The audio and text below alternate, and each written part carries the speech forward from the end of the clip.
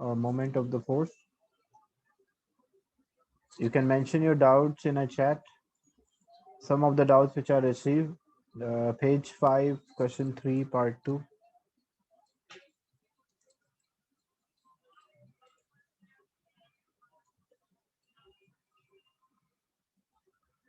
Okay.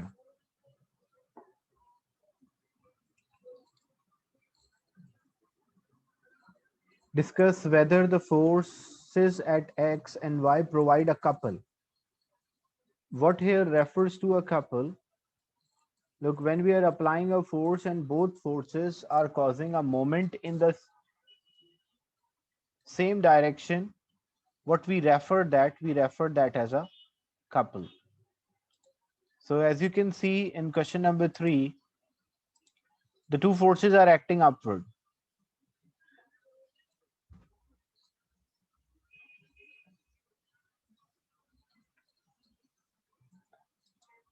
So if these two forces are acting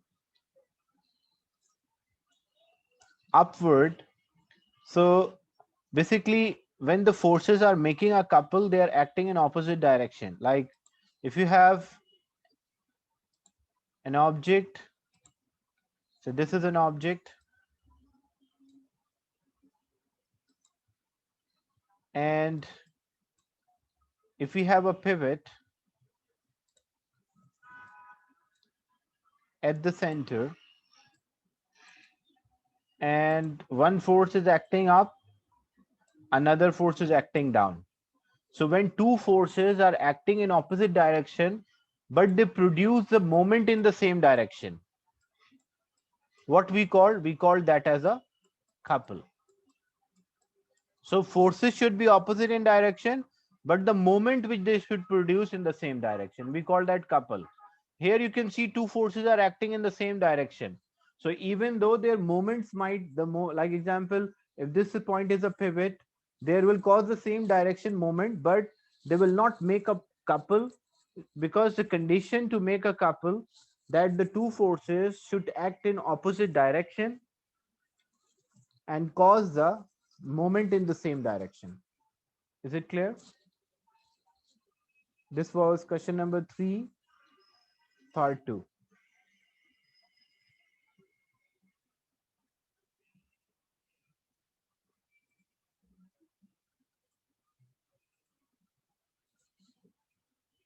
Then page 8.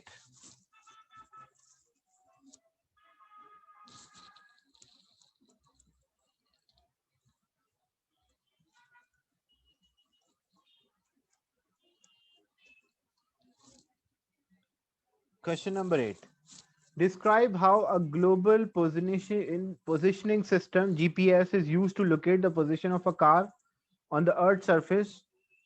In your answer, you should use appropriate technical term and the spelling should be correct. So how a GPS or a global positioning system is working? Basically, this question is not specifically related to or directly related to a moment. It is related to your general understanding of the topic.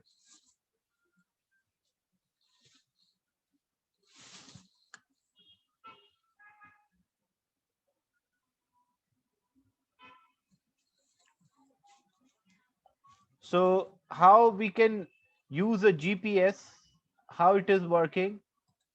Like this is the Earth. So there are many satellites which are covering this Earth and revolving around.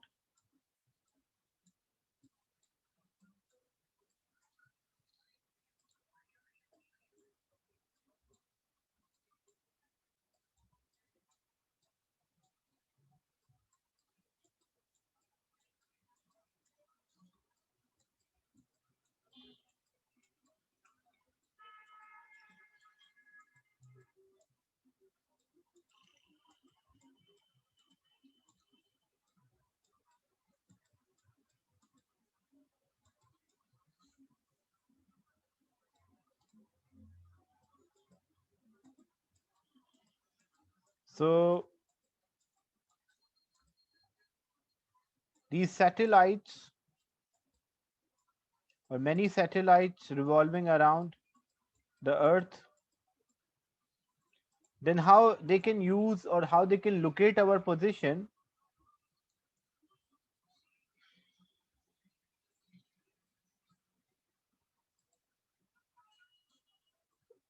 So the formula, what we have speed is equals to distance over time. Okay.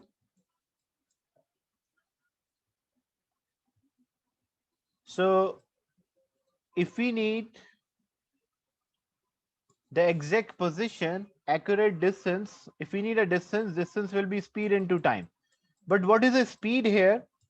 How the satellites are communicating, it is using electromagnetic radiations.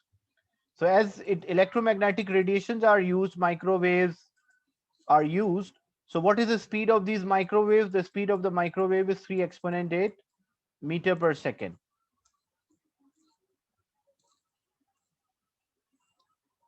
So using the speed and the time it will take to send the signal and receive, so they can determine the accurate distance.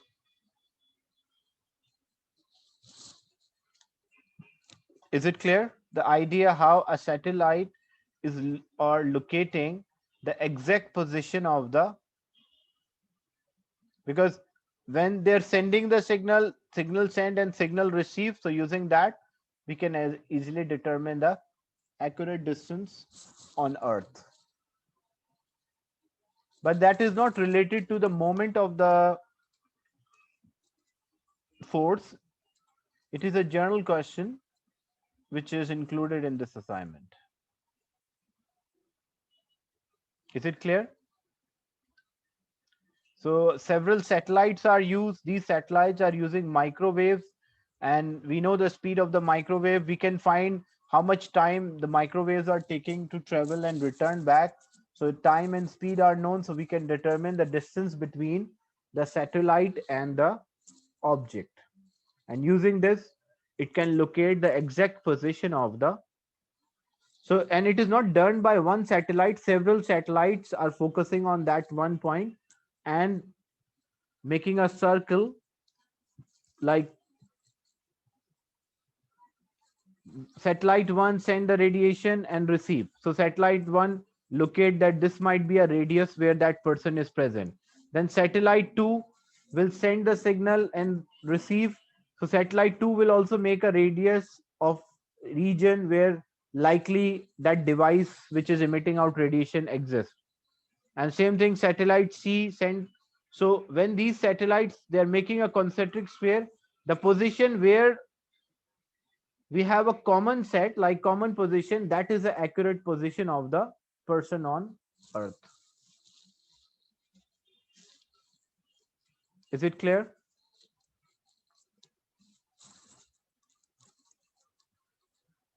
This question, how a position on Earth can be determined. Then page number 9, question 9b.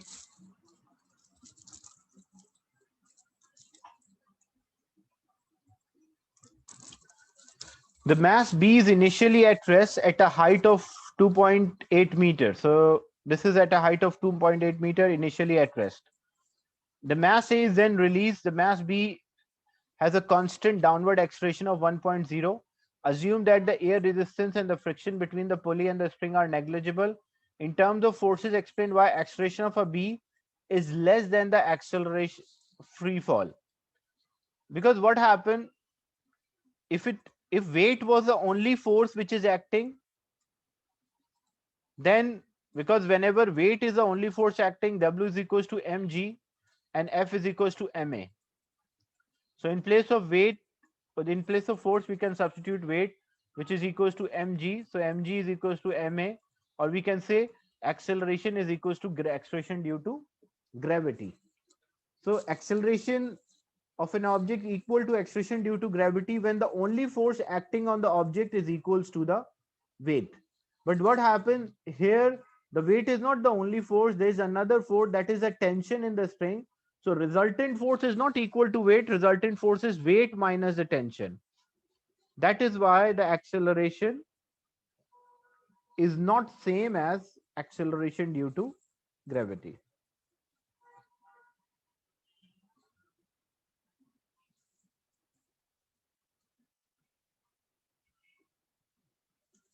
Then for B2, B1 was a doubt, not B2. Is it clear? Why? If it was a falling object, only weight was acting. Weight is the gravitational force that is acting. Then it will have acceleration due to gravity. But because there's an upward force, the tension, which cause a resultant force to decrease, that is why its acceleration will not be same as acceleration due to gravity.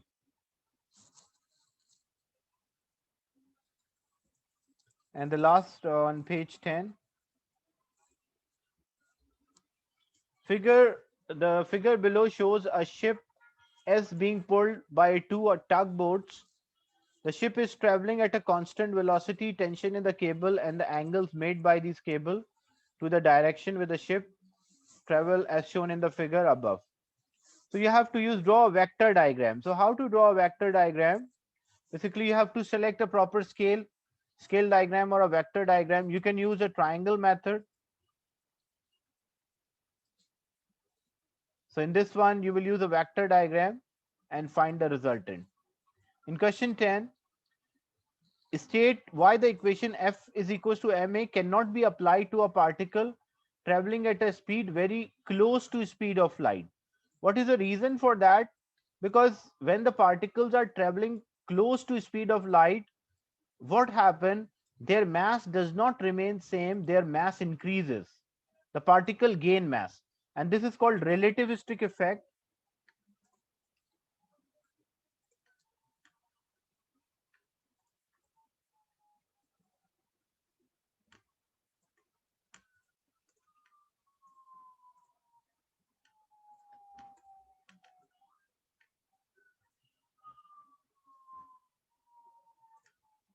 The mass does not remain constant, it increases.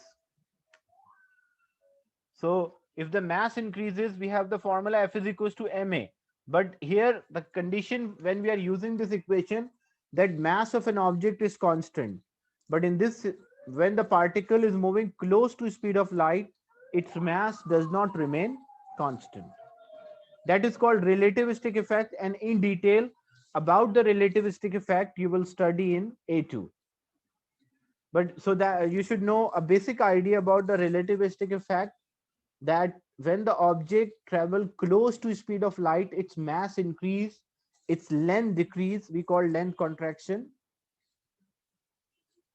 So these are the effect which happen to a particle when it travel closer to speed of light. And this equation is only valid when the mass is constant, but because it is traveling closer to speed of the light, so the mass is not constant and we cannot use this equation.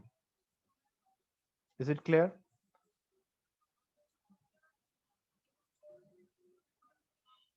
So these were the questions related to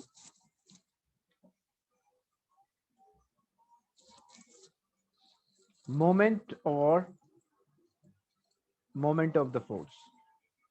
Next is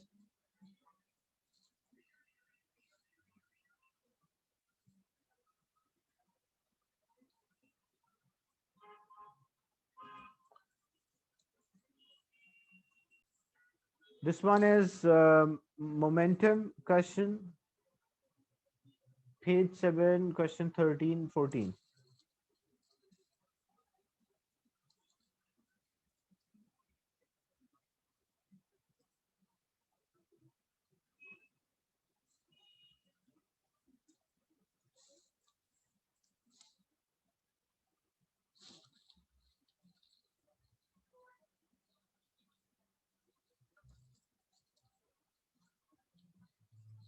So in this question, water of density 1000 kilogram per meter cube flow out of a garden hose of cross-sectional area of 7.2 exponent minus 4 meter square at a rate of 2 exponent minus 4 meter cube per second. How much momentum is carried by the water leave the hose per second? So how to calculate a momentum? Momentum is basically a product of mass and velocity. So how you will calculate? Basically, first you should know how much mass will flow out, and then you should know what is the velocity. So a density is there and area is there, as we know, and this is a volume which is moving out. So if we know the volume which is moving out, so using the volume and area, we can find the length, the distance which is moved by the water. So volume is equals to area multiplied by length, or area multiplied. So volume is, this is a volume which is moving per second, so we don't have to bother about every second this much volume is there, and the area through which the hose area is 7.2 into 10 to the power minus 4.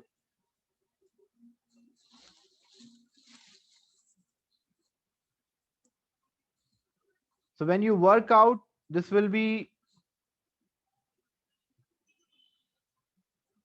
2 into 10 to the power minus 4 divided by 7.2 into 10 to the power minus 4. What is the length which is, and that will be length per second, because this is volume per second.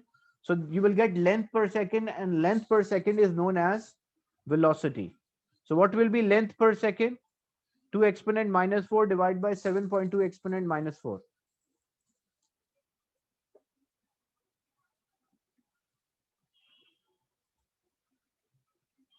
In terms, not in a fraction, in terms of decimal, and that to calculate a momentum,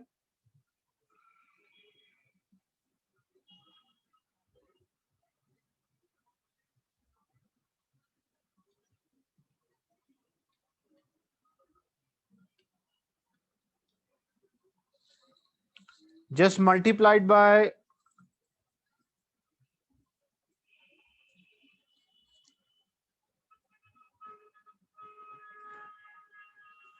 0.278.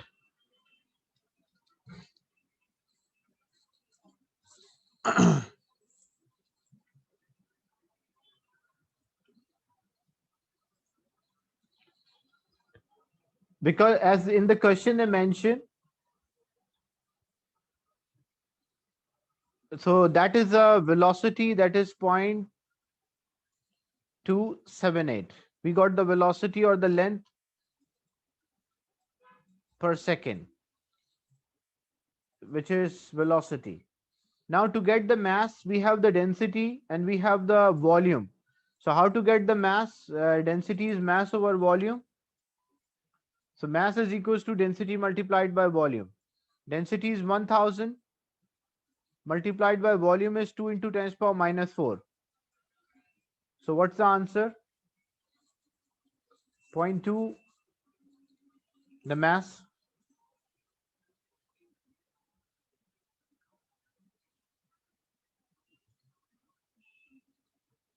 1000 multiplied by 2 exponent minus 4. So that's equal to 0.2 or 0.2. So we have the mass and we have the velocity, multiply them. Which option is correct? 0.278 multiplied by 0.2.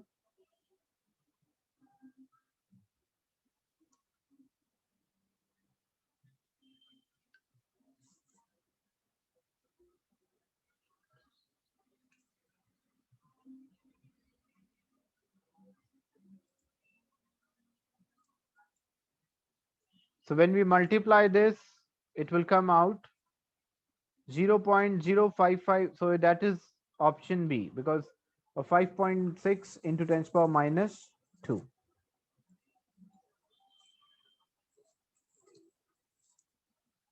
Is it clear? This question, how we work out the momentum. So using a density and volume, we find the mass, and using area, volume and area, we find the length. And actually that is length because it's a volume per second. So when we get the final answer, that is length per second, and actually length per second means that meter per second, which is velocity. And velocity multiplied by mass, you will or mass multiplied by velocity, you will get the momentum. Is it clear?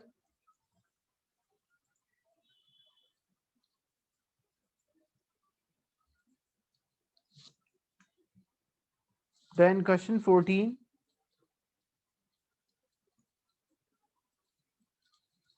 Body X is moving with velocity V, makes an elastic collision. Elastic collision means that the kinetic energy, all the momentum before and after will be same, as well as kinetic energy before and after will also be same.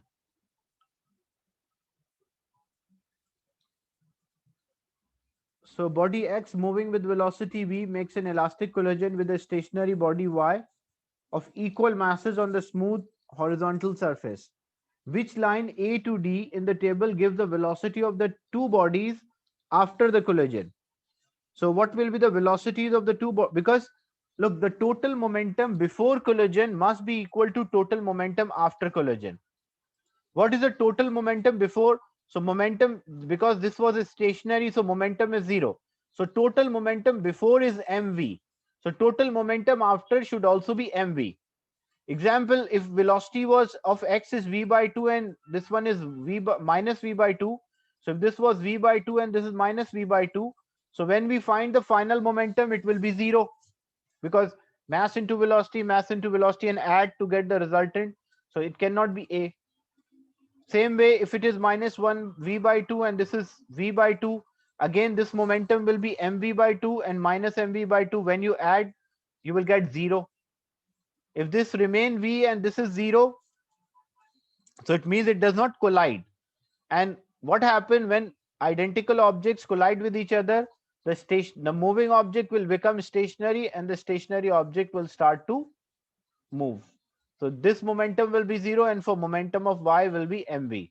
That is why D is the right option. Why it is not C? Because C shows that there is no collision.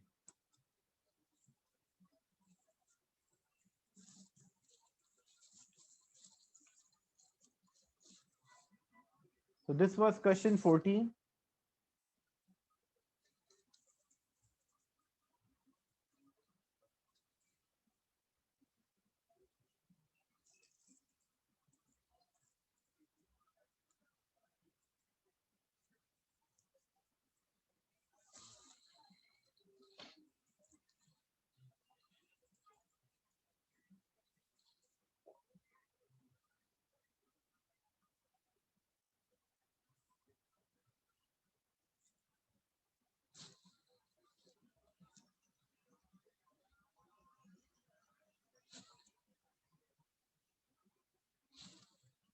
So this was question number 14, then 18.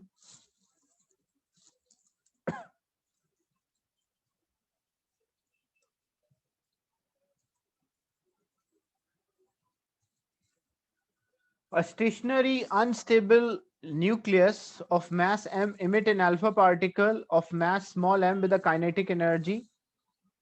What is the speed of the recoil of a daughter nuclei? Look, the parent nuclei, because initially it is at rest, so momentum before is 0.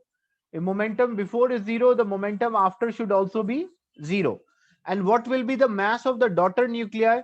Because if alpha particles escape, the mass of daughter nuclei will be capital M minus small m. That will be the mass of the daughter nuclei.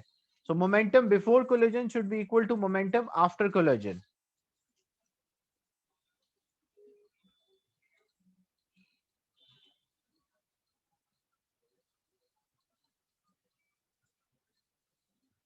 So when we use the formula M1 U1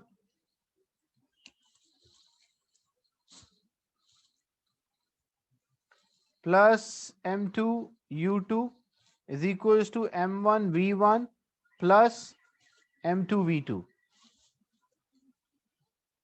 M is the mass, but because original initial momentum is 0, so initial is 0.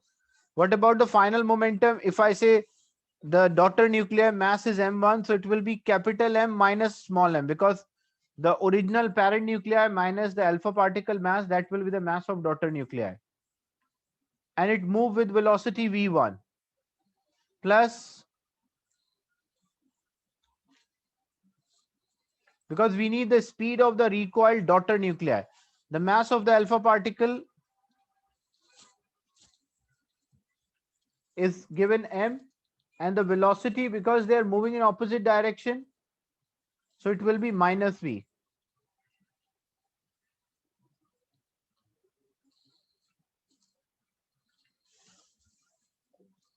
Or we can say the momentum of the daughter nuclei should be equal to the momentum of the parent nuclei of alpha particle, because initial momentum is 0. So if initial momentum is 0, the final momentum should also be 0.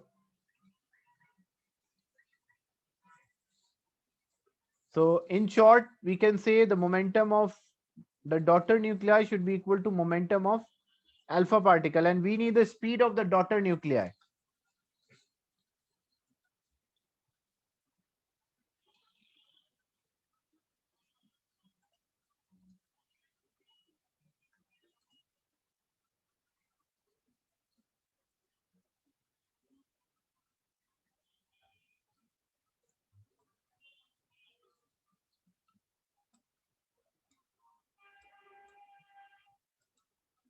If you remember, there's a formula.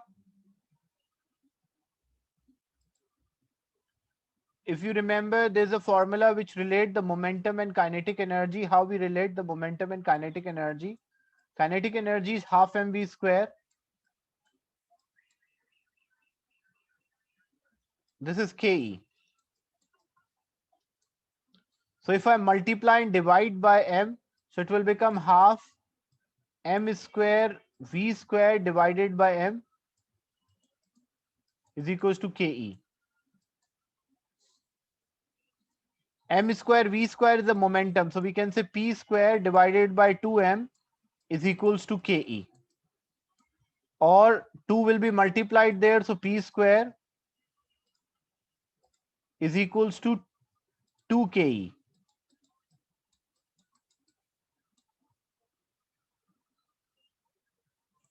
Or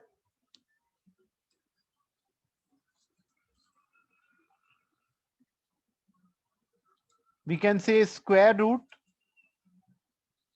because this is a formula which relates the momentum with kinetic energy. So p square is equals to under root 2 ke. This is one way. Or if you want to relate the speeds, the question why this question is in AS, even though the main idea is from A2, because the momentum topic was there in the before this new specification, the momentum was there in A2. That is why most of the question in assignment of momentum you will find there from A2 rather than AS.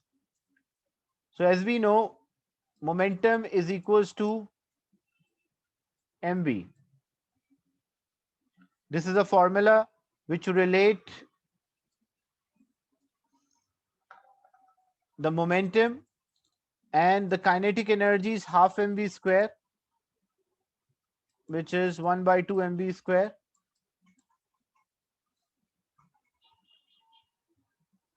If I multiply and divide this by m, so it will be half m square v square divided by m.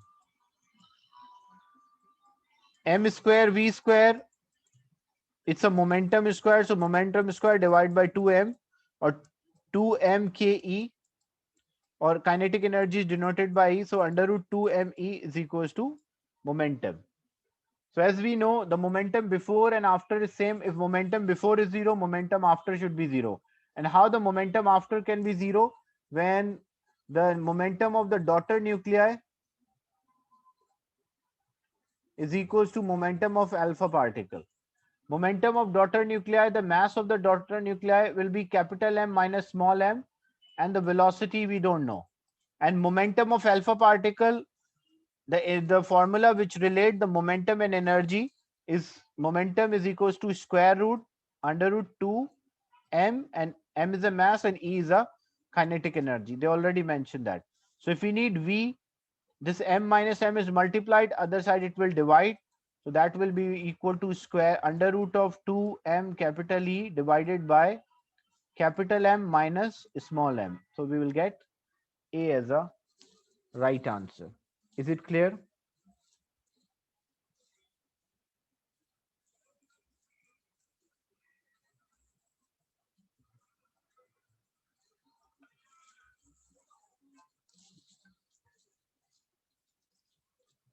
So there are certain formulas you should be able to derive by yourself when you're solving specific questions. In question 20,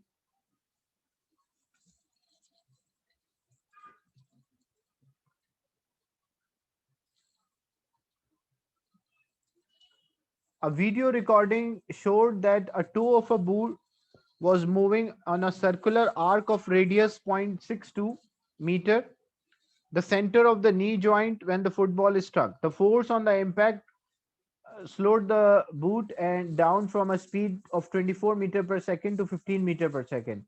Calculate the deceleration of the boot along the line of impact force when it struck the football. So acceleration or deceleration, that's the same formula. A is equals to V minus U over T. So we know the final velocities, we know the initial velocity and how long it took. The video recording here,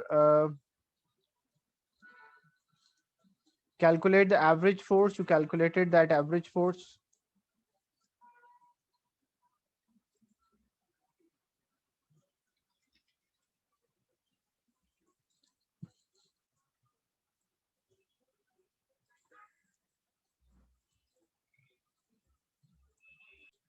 Here they mention that it's 9.2 millisecond. So the time interval is 9.2 millisecond. We have the initial and the final velocity, so we can work out its deceleration. A is equals to V minus U over T. That is, V is the final speed and U is the initial speed. Then for next part, calculate the centripetal force. Centripetal force, leave this part because that is related to A2. Centripetal force, the force which is acting towards the center and changing the direction continuously for an object, that force is called centripetal force. Because there's a formula to calculate a centripetal force. It's the speed square divided by r. But because that's not the main topic in AS, you don't have centripetal force, so you don't have to solve. And discuss the radial forces on the knee before impact and during the impact. So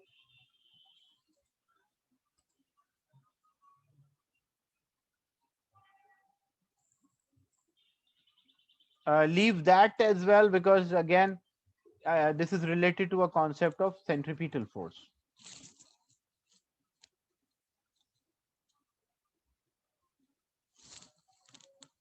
This part actually is related to centripetal force. That's why you will not be able to understand without discussion of centripetal force. 21 part C. It takes 20 seconds for all of the sand to fall into a container. On the axis below, sketch a graph to show how a reading of the balance will change over 30-second period, where at t is equals to 5 seconds is a time at which the sands start to land in the container, and no further calculation are required, and the values need not to be shown on vertical axis. So reading on the balance, where the balance is placed, so a sand is coming out and that is coming out after 5 seconds over a 30-second period.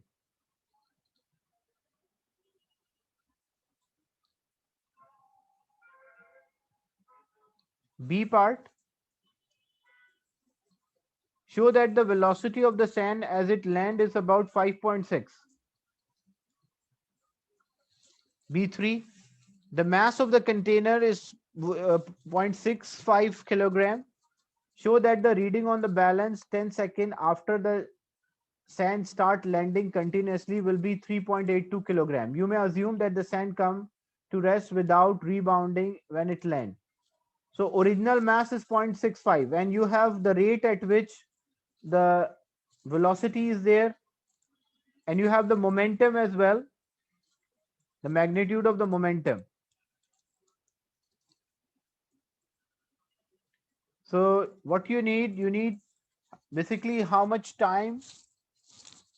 First, in 10 seconds, you will find what mass will flow out. And after finding how much mass will flow out in 10 seconds,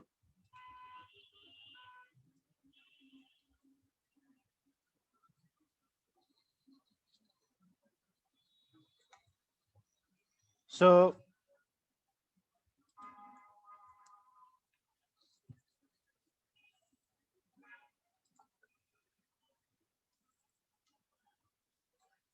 as you can see, the sand fall at a constant rate. The rate is 0.3 kilogram per second into a container, and the average vertical height is 1.6. So we have the formula, like there's a change in energy because it is at certain height, so potential energy is changing into kinetic energy. And we know the velocity of the sand as it lands. So if we know the potential energy, if we know the speed, we can find kinetic. And using a kinetic energy, we can find its potential. And using a potential, we can find the mass.